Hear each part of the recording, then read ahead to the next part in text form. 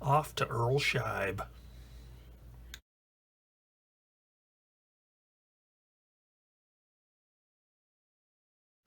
Hi everybody, and welcome back to Plastic Models by a Regular Dude, and part number 7 of the Dragon 1/35 scale Panzer I.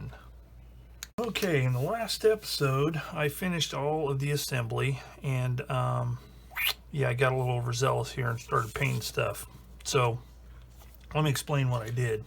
Alright, so what I did, first thing I did was I primed it with Mr. Finishing Surfacer 1500 black, and then I used 1500 white. Let me explain how I did it. First of all, I like to make up some little bottles of this 50-50 mix of the one of the two primers, and then MLT, Mr. Leveling Thinner. So I make these little bottles, that way I can just drip how much I need in my airbrush and I'm good to go. But what I did is I sprayed everything black, and then using the white, and you may not be able to tell on camera because it's kind of subtle, but I sprayed white on some of the larger upper surfaces.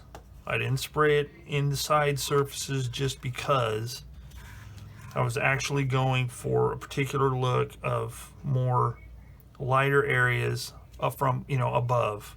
Okay, whether or not it's more realistic or not, I don't know, but that's what I did. And then I did some on this protruding part here and this hubcap part here, sprayed along the top.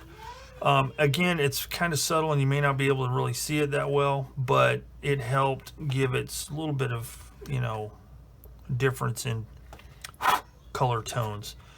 Now on the turret, what I did is I sprayed some gray here, all on the side, because according to the illustrations, the turret number is on gray. So like whenever this got to Africa, they sprayed the Africa color around the numbers instead of having to redo the numbers. So it was a gray background with white numbers. And for that, I used German gray, SMS German gray, RAL 7021. So for the rest of the color, I used German brown, RAL 8020. Looks great. And after I did it, I realized I sprayed over the gray. So I'm going to have to load this up and respray those parts there. So that's not really that big a deal, but that's what I've done so far. I also painted I primed the machine guns. I primed and then painted the swivel for the antenna, and I'll paint the antenna with a brush.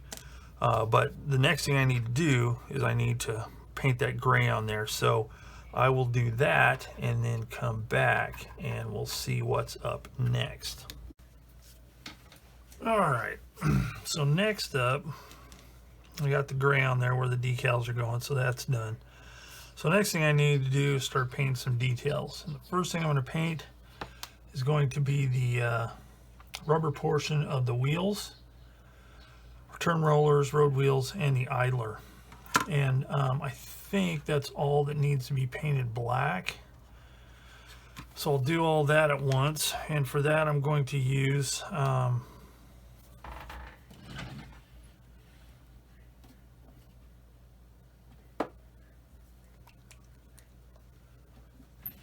AK 3rd generation acrylic colors rubber black. That's kind of my favorite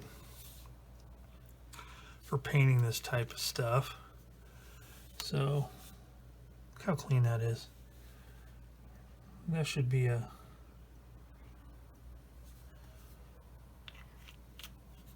example for everybody. Let's see, so we got that, and then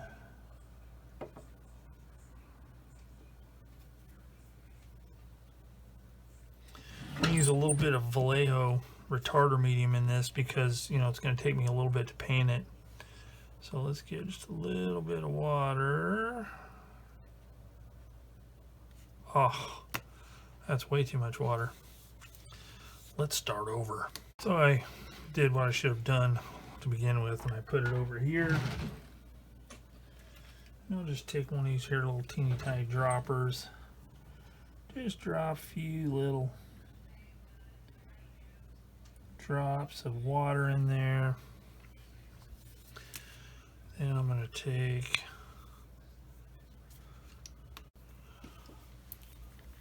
a little bit of this retarder stuff in here. Whoa.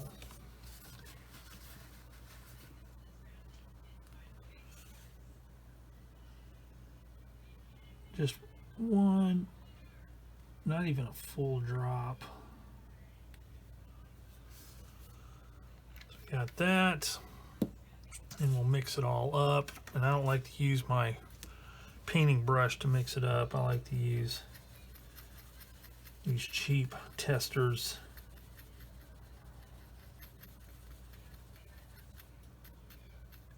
Okay, that looks pretty good. Paints, brushes. These things are like super ultra cheap for a pack of them. They last forever and they're great for mixing, cleaning, everything else, and they clean out real easily. Not very good for painting, although they can be used for painting. But they do work great for stuff like this. Alright, enough blabbing. Let's get the old paintbrush here. I'm using my Tamiya modeling brush, high grade I think it's called. With this tip here, this works great for this kind of stuff. I really like these Tamiya brushes. Nice big fat handle, and it's very easy to use. I'll start with the return rollers. Now if I get some on the tracks, I'm not worried about it because I got to paint the tracks still. Now normally I spray this stuff, but that's generally because I do the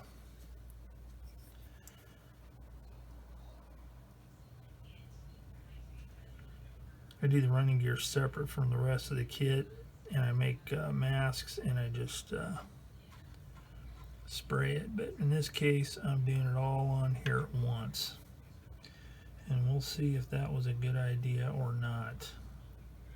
Stuff like this, it's going to have dirt and grit and stuff in it anyway, so if it's a little bit not quite perfect, it's okay. I know of some people that will take an airbrush and just kind of give it a quick basic whack with the color, and weathering and everything else takes care of the rest. So I'm going to go around, I'm going to do all these wheels, all this stuff. I'm not going to do it all on camera because that would be quite boring. Almost as boring as watching paint dry.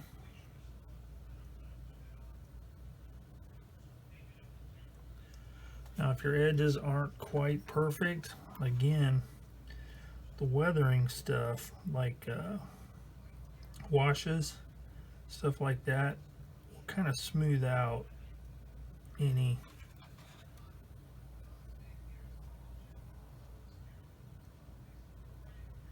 bad spots around the edge. That looks horrible, but again, once we get paint and stuff going on here, or weathering and stuff going on here, it's going to look a lot better. Oh man. I'm also having to do this from a distance because I can't get my head in the way of the camera, so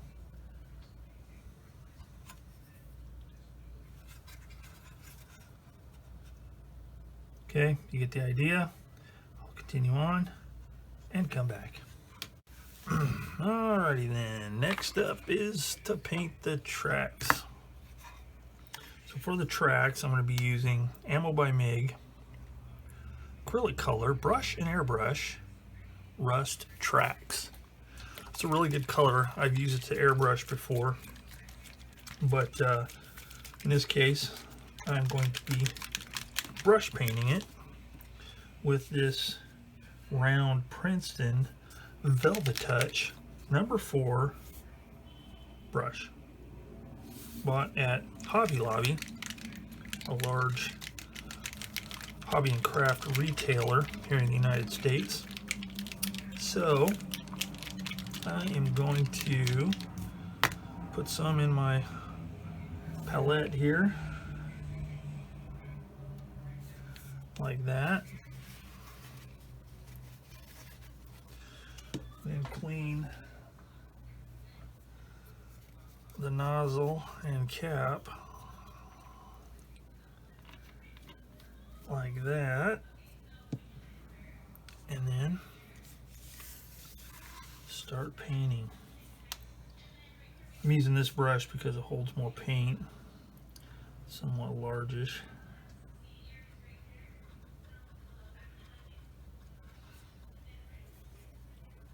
And it's going to take a while because of all the, it's like a Thomas's English muffin.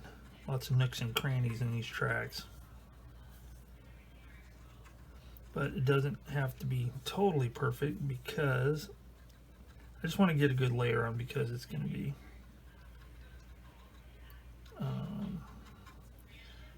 dustied up and everything else, but still got to get a decent amount of paint on here so it, none of the yellow or anything else shows through. So I'm just going to keep going around like this, just like I did with the wheels. Do it off camera, and then come back and see what we got. Alright, next up I need to paint the handles of the shovel and the pick. For that I'm going to use Iraqi sand, Arena, Iraqi, whatever that means. And let's put a little bit of that in here.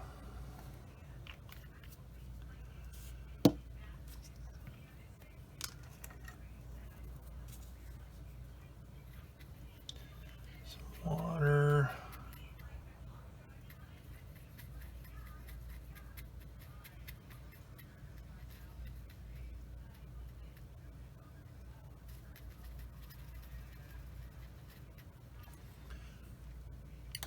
Handy dandy brush here. Also have to do the jack block, but again, I'm gonna do it all on, I'm not gonna video the whole thing because again, there's no need.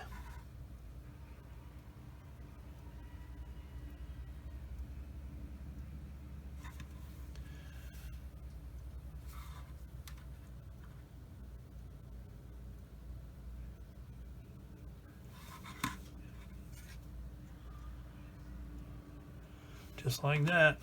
Alright, the next thing I did is I got my mahogany brown, which is a real reddish looking brown, and I made up a glaze using glaze medium and some water, and I just lightly brushed it on here to give it kind of a transparent blotchy look to simulate the rolled paper handles of the bolt cutter.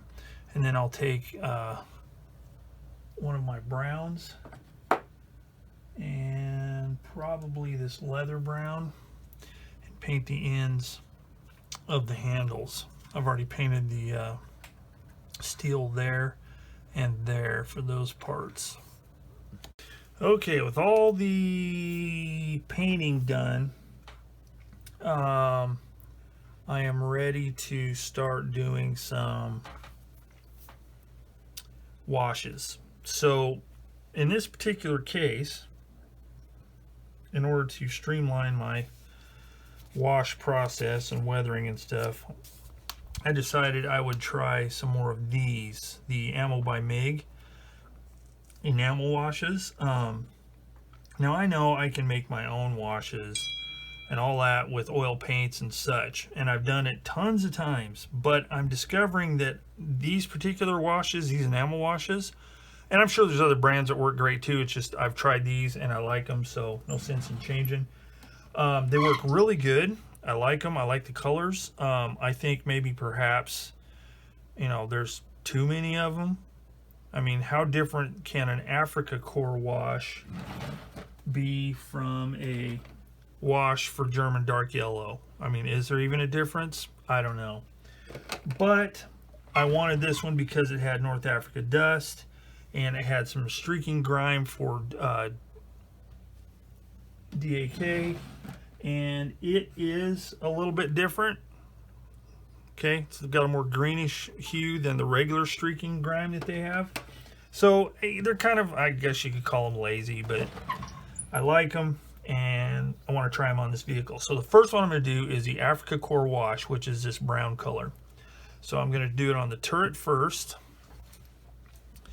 And hopefully you can see what I'm doing. Let me tilt it a little. Whoops. Let me tilt it a little bit here.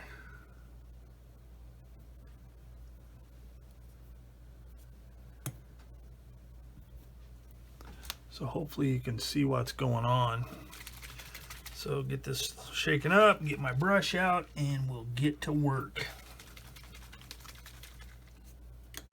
All right, here we go. I'm using size 0 Select Artiste Princeton brush. It's one of these real long liner brushes. The reason I like them is because they have a pretty good point on them, and they hold a lot of fluid. So we'll let us begin, and let's hope this works.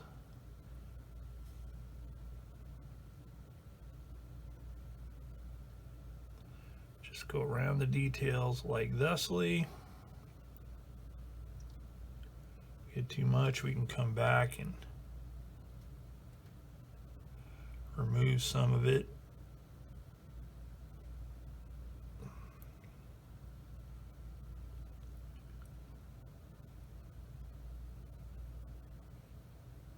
Like around this, for instance. So we'll just continue on all the way around the turret, and then we'll come back and take a look. See, I'm getting it kind of all over the place, but that's all right because I'm going to show you how I'm going to get rid of it. All right, once I get the whole thing done, then if I need to, I can just take a Q-tip and wipe off the excess like this, and it leaves everything highlighted real nicely. It's one of the things I do like about this particular brand of wash is the fact that it cleans up really well like this. Their aircraft panel line washes are the same way, really nice. Which makes it nice whenever you want to do stuff like weld detail.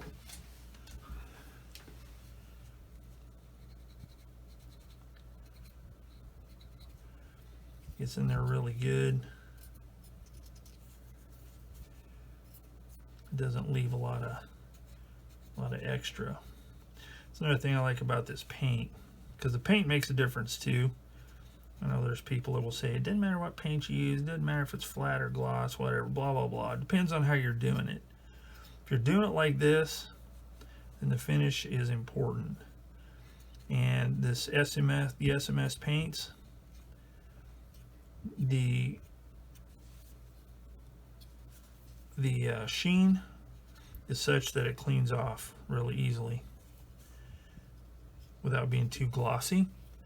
And unlike, say, like Tamiya, who's ultra flat, whenever you put it on there, it just kind of bleeds out all over the place. But anyway, that's the turret.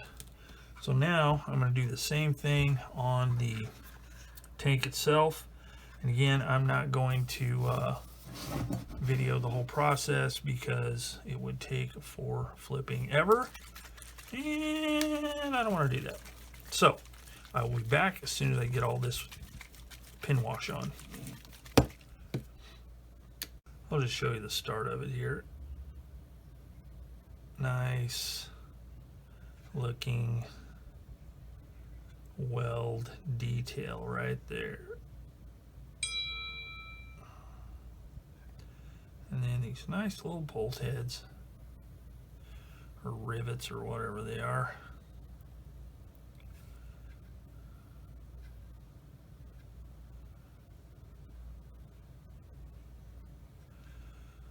So that is a jolly good start.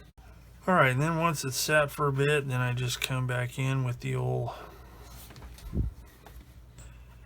Q-tip / cotton bud / ear cleaning device / whatever you want to call it, and wipe off the excess.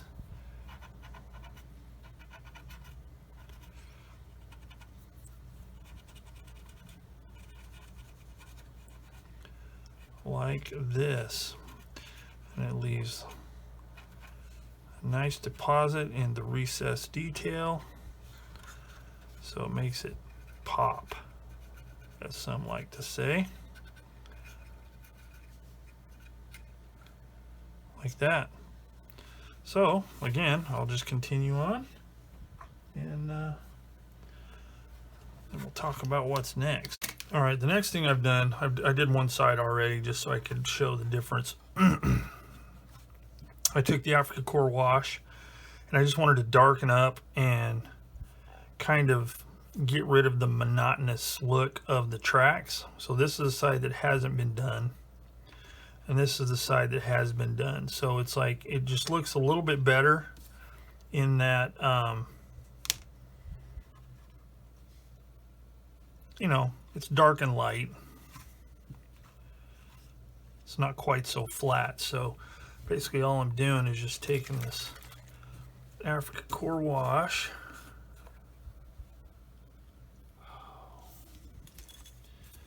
and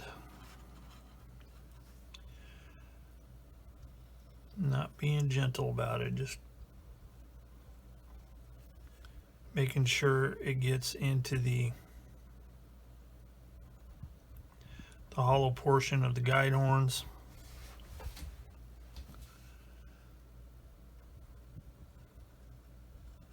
All the pin detail, all that kind of stuff. Now I'm hitting the inside as well, darkening that up. So I'm just going to do that all around the track, and then I can start thinking about working on the upper part of the hull and turret. Well, I say the upper, let's just say the hull and turret. So I'm going to be doing it upper, lower, whatever, but get that, start dirtying that up, doing a little bit of rust on the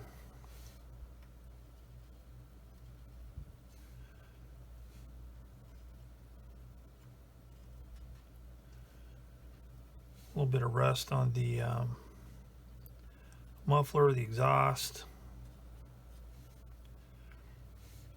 So that is the plan. All right, what I'm doing now with this, I'm using a streaking grime for DAK, and I'm kind of using it like its intended use, but I'm also doing some other stuff that might seem irregular or a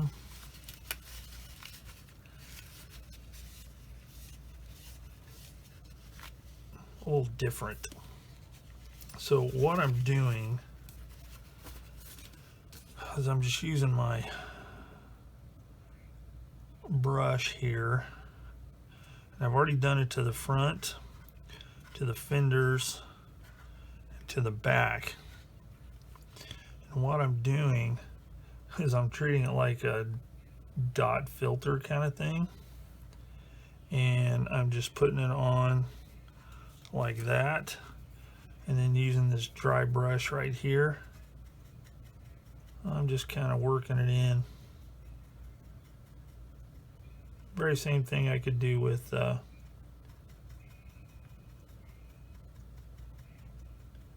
oils, but without having to get them out.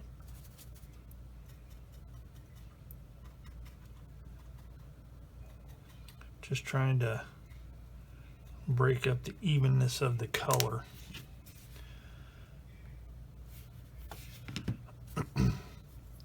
So like I said, I already did the front. Now I did do some on the front that's like, you know, normal, the usual way you do it, like this. Let me show you. There's different ways to do it. You can just put it on the bare plastic, or you can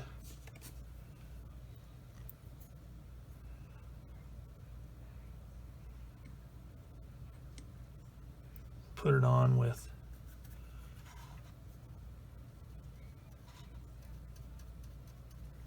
put some odorless mineral spirits on here first.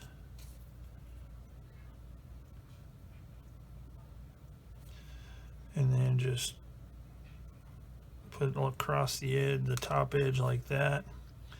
And then just using a brush, just streak it down. Hence the streaking grime moniker. Okay. And just do it until you get the effect that you want. So kind of like that. So like on the horizontal surfaces, I'm splotching it in. Vertical surfaces or slope surfaces, I am dragging it down. All right, so hopefully that makes sense. And I will just continue on with that and come back when I'm done. All right, so next I'm going to try this here North Africa Dust Nature Effects by Ammo by MiG. So we're going to see how this works out.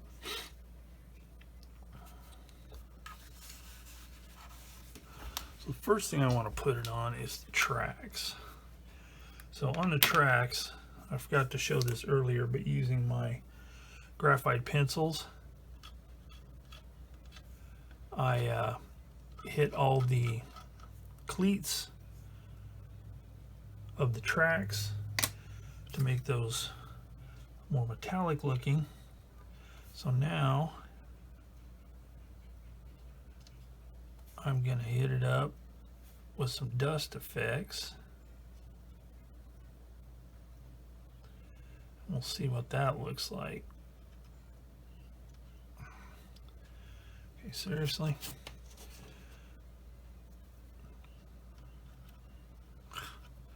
Good grief. Okay, so I'm going to go all the way around. Oh yeah, it's bleeding through on the inside nicely.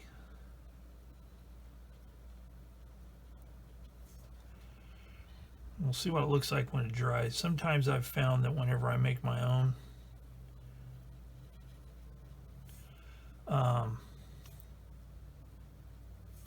dust type stuff on the tracks, it almost disappears.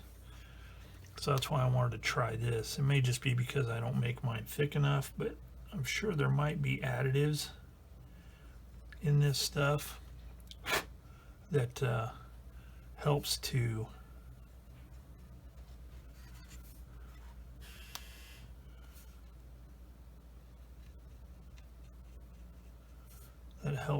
kind of make it stick a little bit better, if that makes sense. I'm going to go all around this one side here.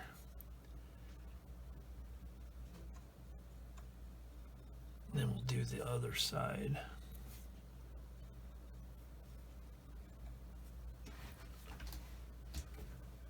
So while I'm at it, I'm going to go ahead and dusty up these wheels. And I'm going to see how this looks.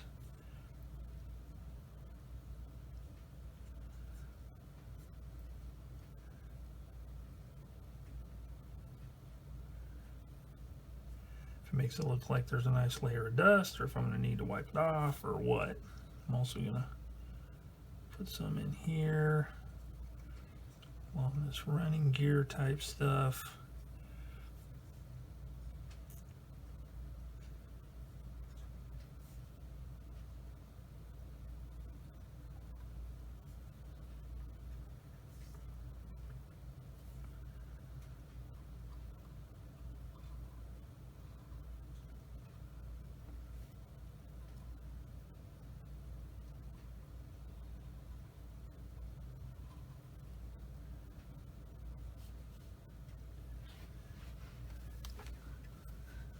All right, so there it is. So we'll see what it looks like after it dries.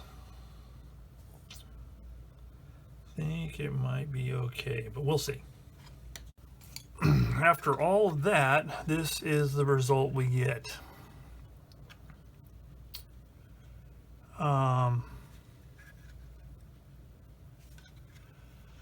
So it's nice and lightly dusty looking without it being overdone. Tracks, all of that. That is before, that is after. So do the other side and we can move on to the next step. All right, the next thing I'm doing here is I'm taking this North Africa dust and I am just splotching it all over tarnation. I've already put some back here, just trying to build up a layer of dust and such. The way I'm doing it is I'm just splotching all over here. It might be unorthodox, but I like the way it's turning out because I'm just using a, can't remember what these are called, filbert I think is the type of, see, it's added a little bit of dust layer to it, and I'm being a little less pronounced on the upper surfaces.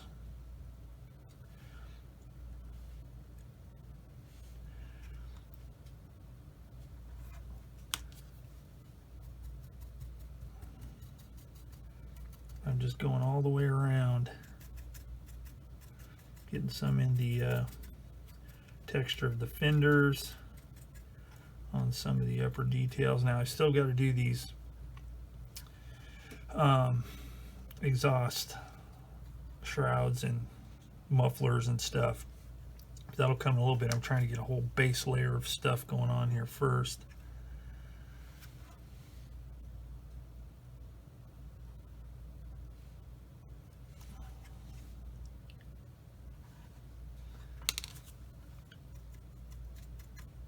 I actually like the way this is turning out because it's not as what do you call it?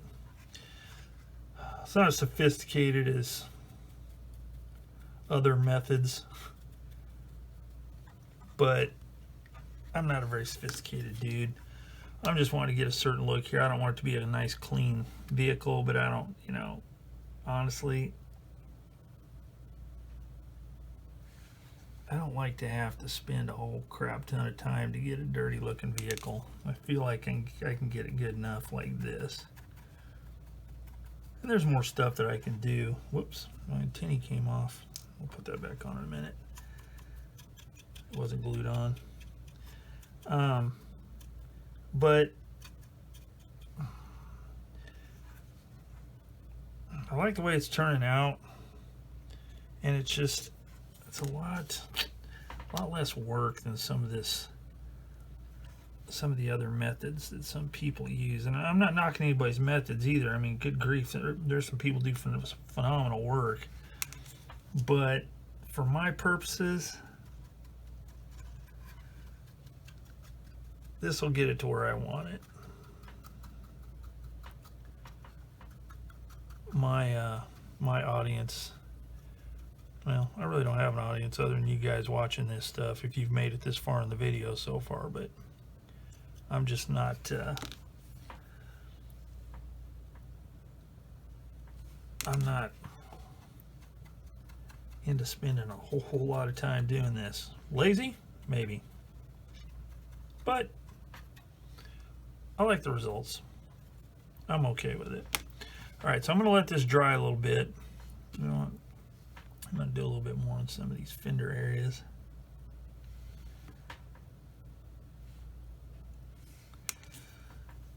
I'm okay with it, and I think it looks okay for my needs. And yeah.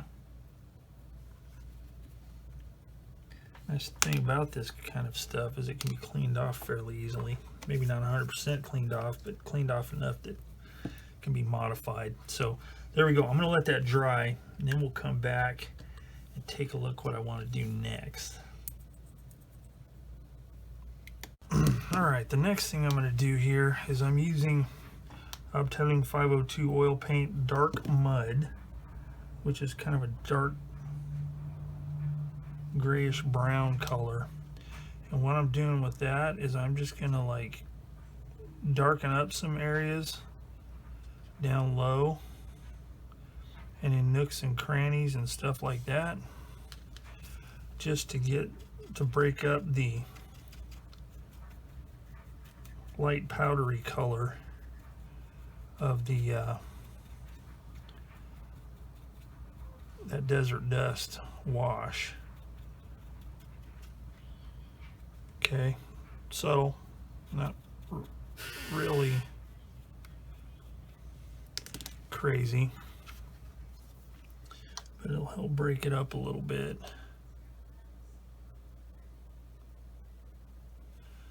So along the bottoms here.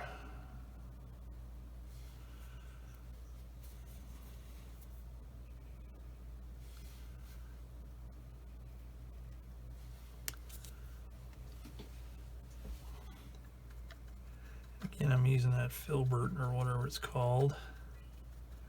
A well-worn one, but it works good for this kind of stuff.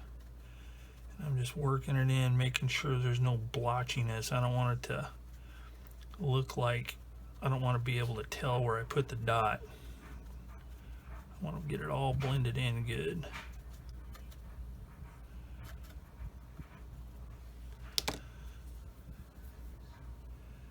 Get some in here, some along the edge there. There. Again, just work it in.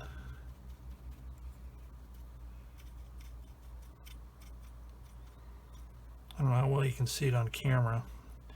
It is pretty subtle, but it does kind of break up the monotony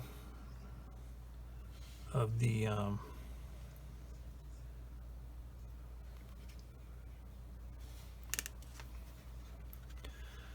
that dusty look.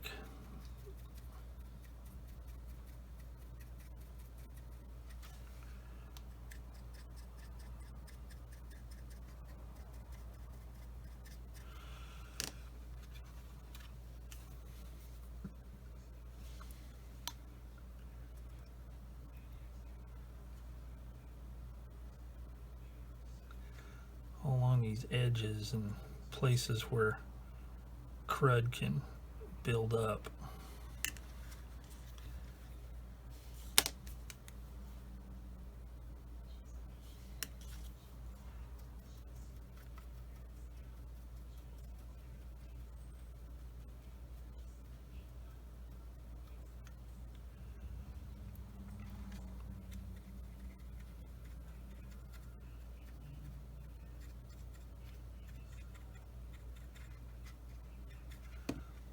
See, getting some buildup and deposits in those edges.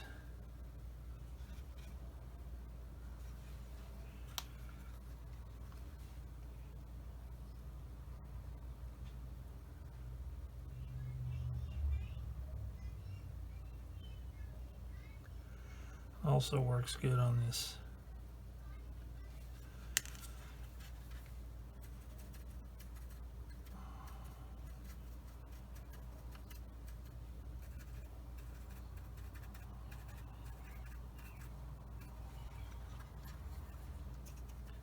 trying to dirty up the low traffic areas, I guess you could say. So I'm going to keep doing that all over, then we'll come back and take a look.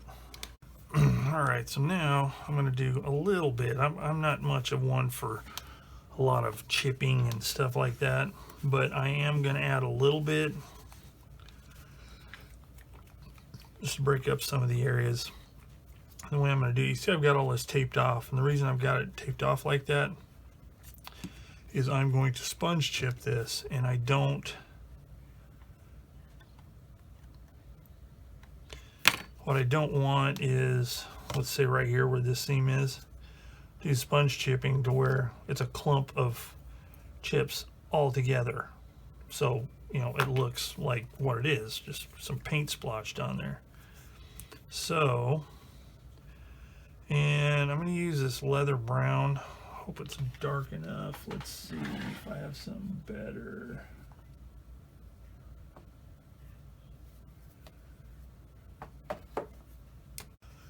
Actually, I'm going to use US Olive Drab in the Vallejo model color line because it's actually quite a bit more brown.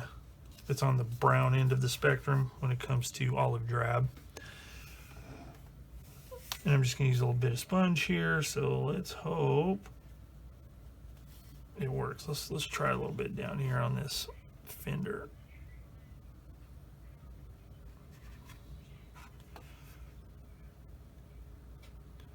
I really try and plan my chipping stuff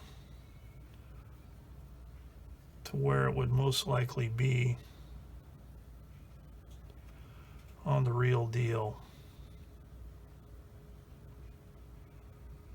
Edges where there's traffic, tools banging around.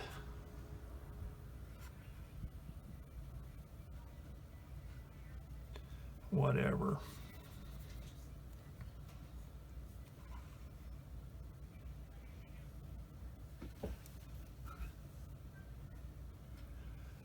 I'm going with the less is more approach. I don't want to go and put a whole bunch on there. It's easier to add it than take it away. This particular sponge I'm using seems to be pretty good as far as keeping it in scale.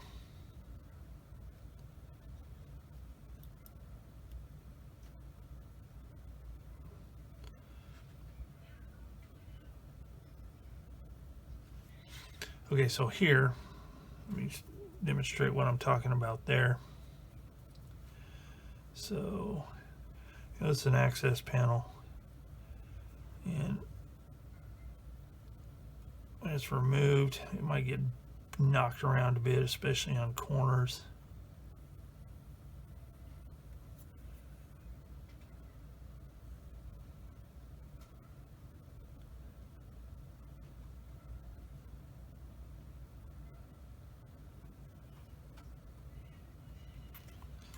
Like that. And this stuff right here would get pretty banged up. Putting tools back in place. Just wear and tear on the tools themselves. Just trying to use my noggin here to where stuff would make sense. Okay, so you get the idea. So I'll come back in a minute, we'll peel this stuff off and you can see what I'm talking about. Okay, right here you can see what I'm talking about. I peeled the paint off and there's light chipping all along the edge, but it hasn't bled over onto that part there. So just to get some variation in that, what I can do is I can put the tape on the hatch this time and chip other areas to where it doesn't match up with this. That way it gives it some variety. So I got a little bit there. Again, it's very subtle. You may not even be able to see it on camera, some of it. But I'm, you know, heavily chipped and stuff is cool when appropriate. But I don't like to just chip stuff up just because, you know, it looks cool or whatever. To me, it's got to kind of make sense. So this is a pretty good demonstration. It's only on this door, not out here. Okay, now I'll add some chipping out there, but it'll be not lined up with that. All right, so hopefully that kind of makes sense what I'm talking about. And that's weird. The tape pulled off some of the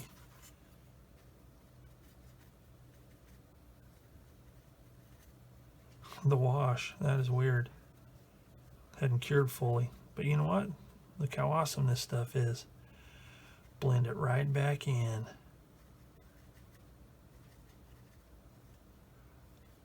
That's what I like about That's what I like about that stuff.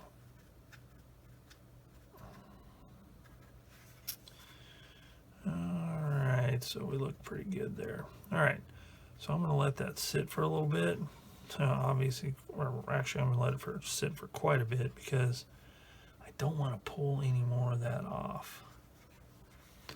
So I think the next thing I'm going to do is I'm going to work on the exhausts. Alright, for my exhaust, I'm going to use the MIG track color again, and as a base. And now I don't know enough about these vehicles to even know if this should be metal or what, but being exhaust, I would assume that it's metal or something. It's got some kind of weird corrugation going on, but we're just going to say it's metal. And if I'm wrong, you can tell me in the comments section, and I'll know for next time. So I'm going to paint this here.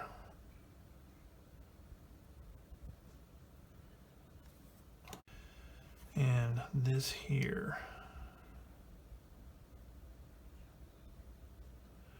Now I am not going to paint the heat shield a rust color. I'm going to chip it up because, you know, it's thin metal, but being a heat shield, I don't think it's going to be rusted out from heat. Again, call me crazy, but I'm trying to use some of that there, what you call common sense.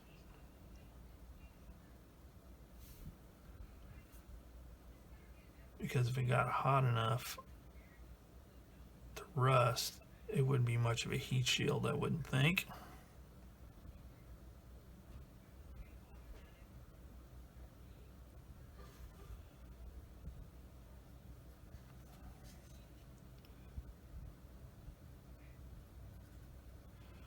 And I'll fill that exhaust tip in there with some black or something, but right now it's getting this. So this is just going to be a base coat. Alright, so next up I need to do some work on these exhausts. So what I'm going to do first is zoom in. Sorry if it's shaking around there.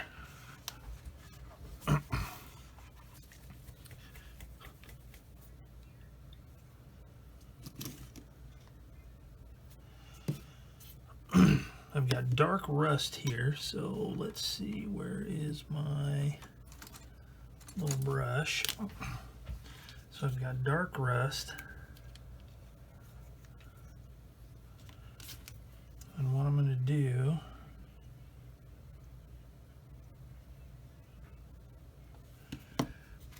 put some right in here like this.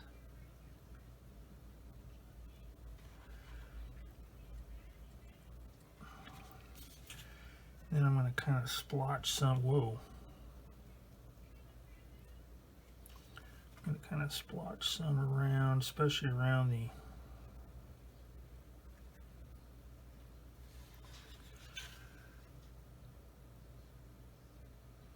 recessed spots. Now this may be too subtle to see on video, but we'll see.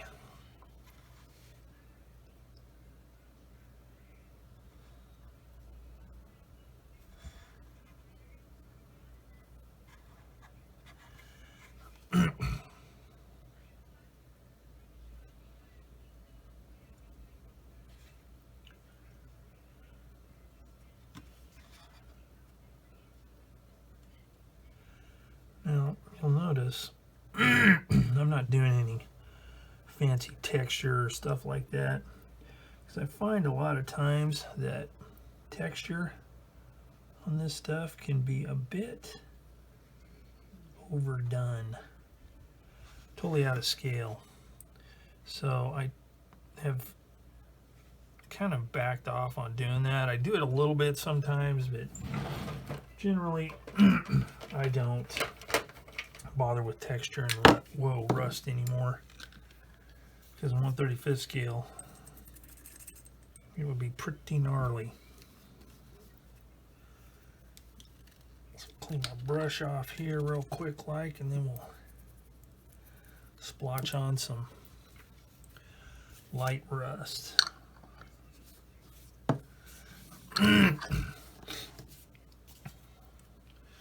And these rust colors are the 501 Obtalung. Okay, there we go.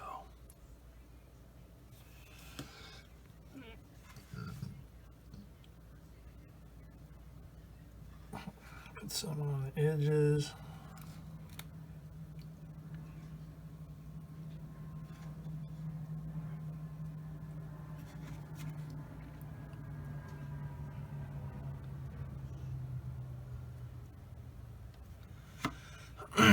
Excuse me. Clean my brushes.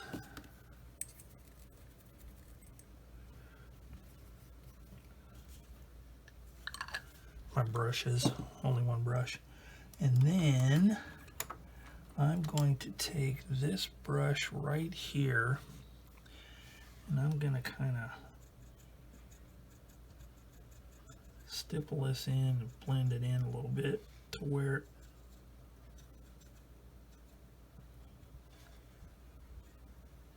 it's a little bit more unified.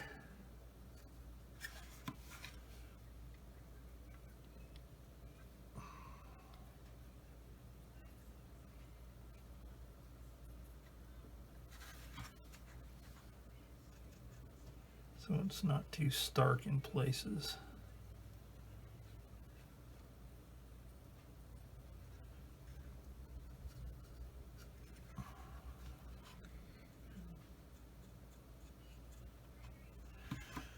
And then for the final touch, I'm going to hopefully stipple some. Oh man, that's too much.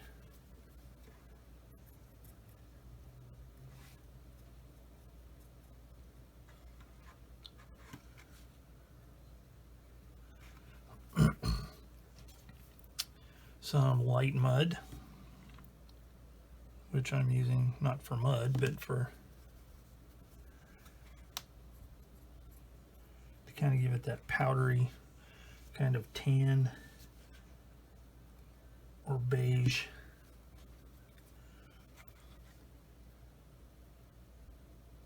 look.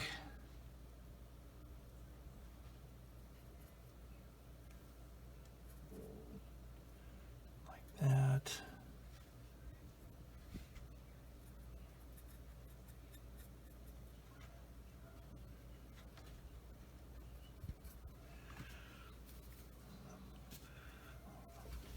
Whoops. I hope I didn't do that off camera. If I did, sorry. And then this thing, I'm going to kind of use some black and kind of sooty up the end a little bit.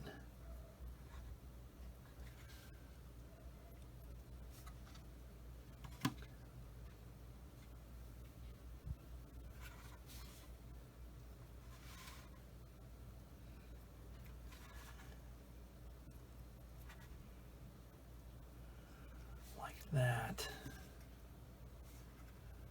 Okay, that'll work.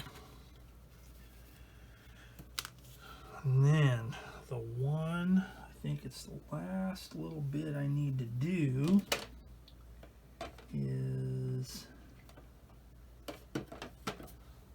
some of this black oil paint and just filling in the tip there so it doesn't show any of the previous colors that I put on. Alright, so that takes care of that. So now, the last thing I need to do, I think, is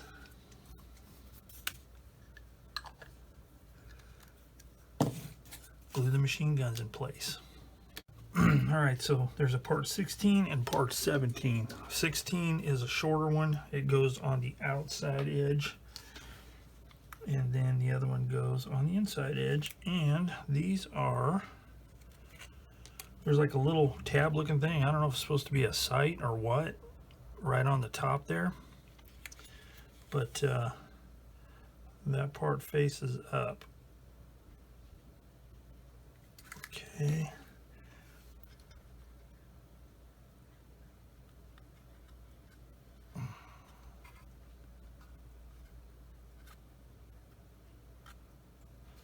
So there's that one. And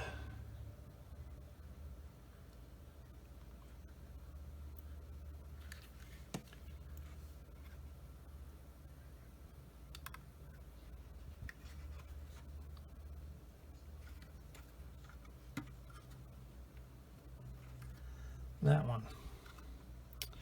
So there we go. So I think that just about does it. All right, and with that, I think I can end this video. So ends part number 7 of the Dragon 1/35 scale Panzer I Ausf A.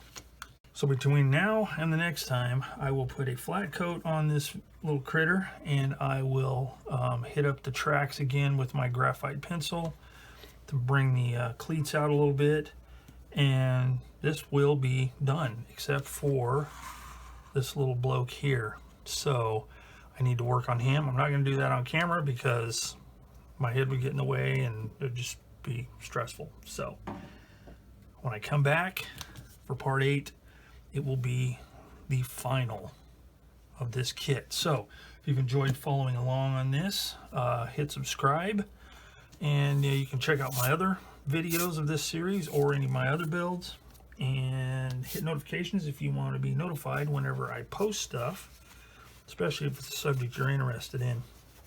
So as always, thank you for watching Plastic Models by a Regular Dude. Till next time for part 8, I will see you all later.